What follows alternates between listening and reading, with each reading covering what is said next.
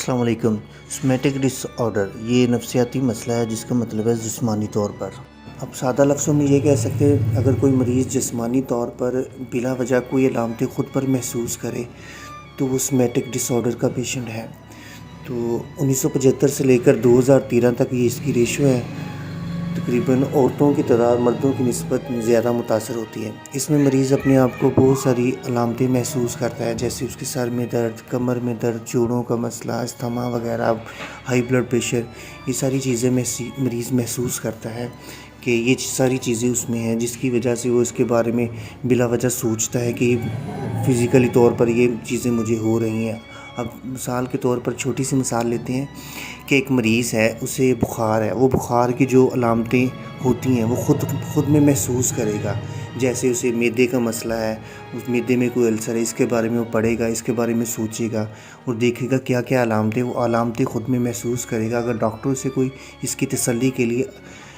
Test recommend کرتے ہیں اور ٹیسٹ کی رپورٹ کلیئر آنے کے بعد بھی وہ سیٹسفائی نہیں ہوتی، وہ یہی سمجھتے اس کی بیماری لا علاج ہے، ڈاکٹر جو ہے اسے تسلی دے رہے ہیں کہ یہ مسئلہ اسے نہیں ہے، لیکن حقیقی طور پر وہ یہ سمجھتا ہے کہ یہ مسئلہ اسے ہے۔ اگر یہی بیماری ہے، یہی علامات تقریباً 6 مہینے تک چلتی رہیں تو مریض سومیٹک ڈس آرڈر کا پیشنٹ ہے۔ Excessive thoughts, feeling, behaviour related to somatic symptoms.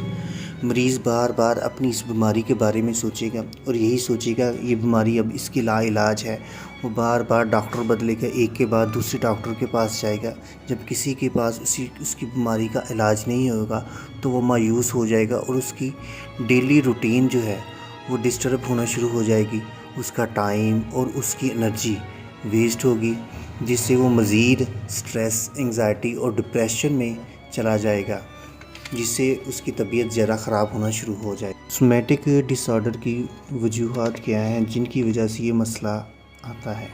سب سے پہلے جینیٹک کا مسئلہ ہوتا ہے، مطلب کہ اگر باپ کو ہے اور ماں کو نہیں ہے، جس سے یہ بچوں میں ٹرانسفر ہو سکتی ہے، جس میں کچھ بچوں کو ہو سکتی ہے، کچھ کو نہیں بھی ہو سکتی۔ دوسرا بھی اس کا انوائرمنٹ ہوتا ہے، انوائرمنٹ کا ماحول اس کا کیسا ہے، وہ جہاں کام کرتا ہے اس کا ماحول خوشگوار ہے یا سٹریس والا ماحول ہے، پھر اس کے بعد اس کے گھر کا ماحول،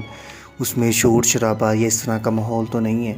پھر اٹینشن سیکر ہوتے ہیں کچھ بچے کہ جیسے ان کو پتہ چلتا ہے کہ ہمیں کسی بیماری کی ایکٹنگ کریں گے تو ہمیں زیادہ توجہ ملے گی، پھر وہ ایسے کام کرنا شروع کر دیتے ہیں، ایسی علامتیں اپنے اندر ظاہر کرنا شروع کر دیتے ہیں کہ مجھے یہ بھی مسئلہ ہے، جس سے وہ توجہ حاصل کر سکیں۔ تو یہ مریض جو ہے سومیٹک ڈس آرڈر کے ہوتے ہیں۔